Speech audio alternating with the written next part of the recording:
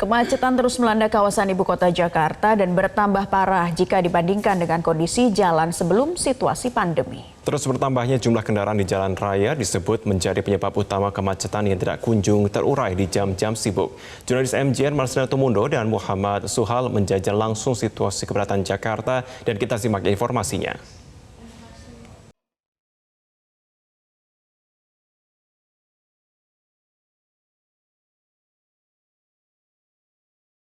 Jakarta dan kemacetannya bagai dua hal yang sulit terpisahkan. Tapi akhir-akhir ini keluhan soal macetnya Jakarta nampaknya semakin terdengar nih.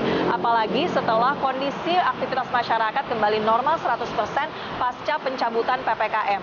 Kemacetan di kota-kota besar termasuk di Jakarta akhir-akhir ini juga menjadi perhatian loh dari Presiden Joko Widodo yang menyebut bahwa kemacetan terjadi di mana-mana.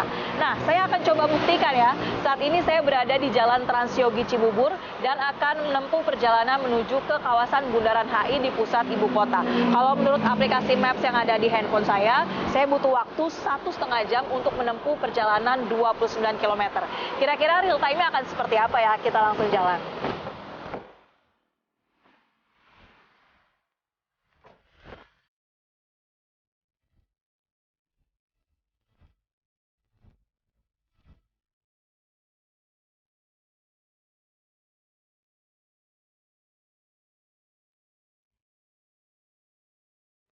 Penyebab kemacetan di Jakarta sebetulnya ada beberapa faktor, tapi faktor yang menjadi penyumbang paling signifikan adalah karena jumlah kendaraan yang terus bertambah dan tidak bisa diimbangi dengan jumlah dari ruas jalan itu sendiri.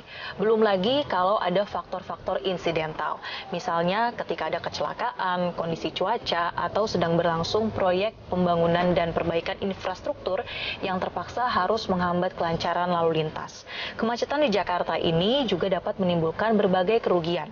Misalnya kerugian ekonomi yang diperkirakan mencapai 100 triliun rupiah per tahun akibat kemacetan di Jakarta yang membuat adanya pemborosan BBM.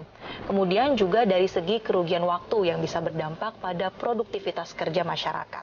Ngomong-ngomong, setelah saya menempuh perjalanan selama 33 menit, ternyata saya masih butuh 1 jam 10 menit lagi untuk bisa sampai ke pusat kota. Waktunya bertambah ternyata ya dari perkiraan awal.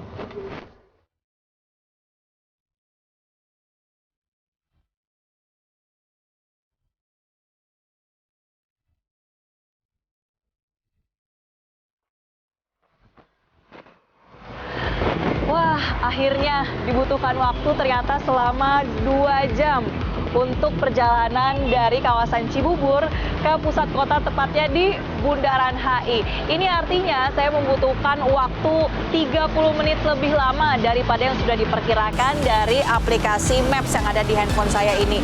Tidak heran kalau indeks kemacetan di Jakarta akhirnya diperkirakan sudah mencapai atau tembus di angka 50% atau dibutuhkan waktu setengah kali lebih lama perjalanan daripada yang sebelumnya sudah diperkirakan. Nah, solusi dari kemacetan di ibu kota Jakarta ini terus-menerus dirumuskan oleh pihak pemerintah. Misalnya saja dengan himbauan untuk beralih ke transportasi publik seiring dengan adanya upaya pembenahan. Kemudian kita juga tahu ada kebijakan ganjil genap.